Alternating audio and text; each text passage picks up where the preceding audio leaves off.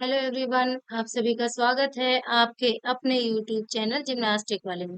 तो आज की इस वीडियो का हमारा टॉपिक है ह्यूमन मेमोरी, जो कि यूजीसी नेट फिजिकल एजुकेशन से रिलेटेड है और भी फिजिकल एजुकेशन से रिलेटेड एग्जाम्स में इससे रिलेटेड क्वेश्चन पूछे जाते हैं। तो चलिए शुरू करते हैं आज का topic human memory. Human memory three types की होती है: sensory memory, short term memory and long term memory. Short term memory जो है वो 1 सेकेंड या उससे भी कम समय के लिए होती है। कहने का मतलब है कि इसको हम केवल 1 सेकेंड के लिए ही स्टोर करके रख सकते हैं। इसका सबसे अच्छा एग्जाम्पल है कि जब हम देखते हैं सामने तो बहुत सारी चीजों को एक साथ देखते हैं, लेकिन उनमें से कुछ ही चीजों को याद रख पाते हैं। तो सेंसरी मेमोरी हमारी कितनी सेकंड के लिए है? 1 सेकंड के लिए। यानी कि हम 1 सेकंड के लिए जो चीज याद रखें या उससे भी कम समय के लिए याद रखें तो वो हमारी सेंसरी मेमोरी में आएगा। दूसरा है शॉर्ट टर्म मेमोरी, इसको वर्किंग मेमोरी भी कहते हैं।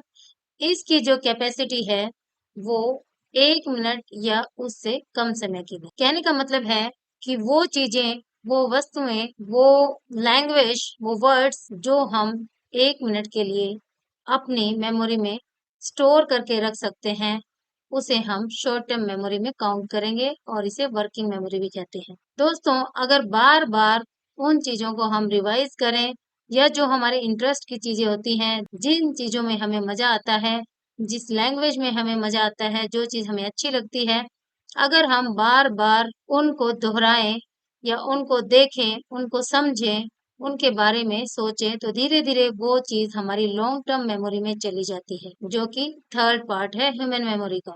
लॉन्ग टर्म मेमोरी जो है लाइफ टाइम के लिए होती है।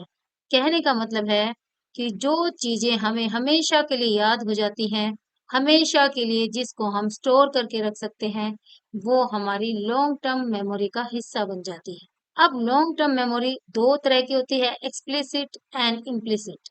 एक्सप्लिसिट मेमोरी मतलब कॉन्शियस, जो हम पूरी चेतना से, पूरे जागरूकता से जिसको स्टोर करके रखते हैं, या हम उसमें पूरी तरह से लीन हो जाते हैं, या वो चीज बिल्कुल हमें याद रहती है, हमारी चेतन अवस्था में होती है, हमारी कॉन्शियसनेस में होती है। इम्प्लिसिट की बात करें तो इसमें वो चीजें आएंगी जो हमारे अनकॉन्शियस माइंड में चली जाती हैं। कहने का मतलब है इसके बारे में ये अवेयरनेस नहीं होती कि ये हमें याद है या नहीं, लेकिन इनसे रिलेटेड अगर कोई घटना होती है तो हमें वो चीजें याद आ जाती हैं।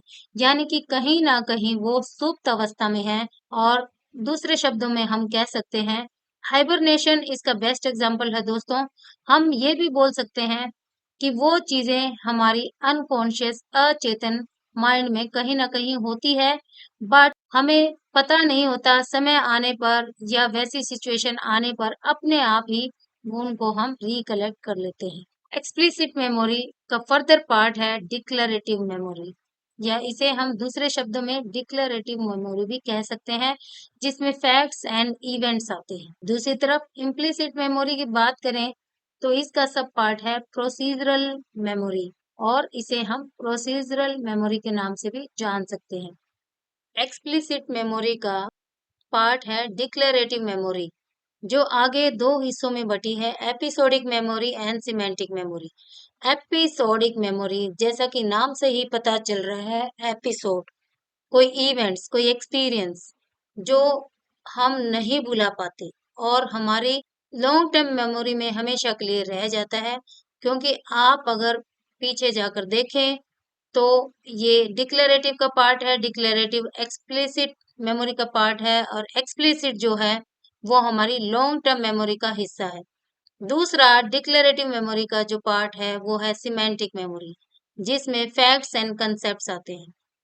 फैक्ट्स तो देखिए एक्सप्लिसिट मेमोरी में आते ही हैं, तो यहाँ पर ज्यादा जो फोकस रहेगा सिमेंटिक मेमोरी में, वो कंसेप्ट्स पे रहेंगे।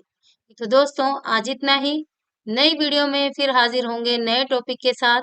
तब तक आप हमसे यूं ही जुड़े रहिए और ऐसे ही सुनते समझते रहिए। अपनी हेल्थ का ख्याल रखिए। Bye bye.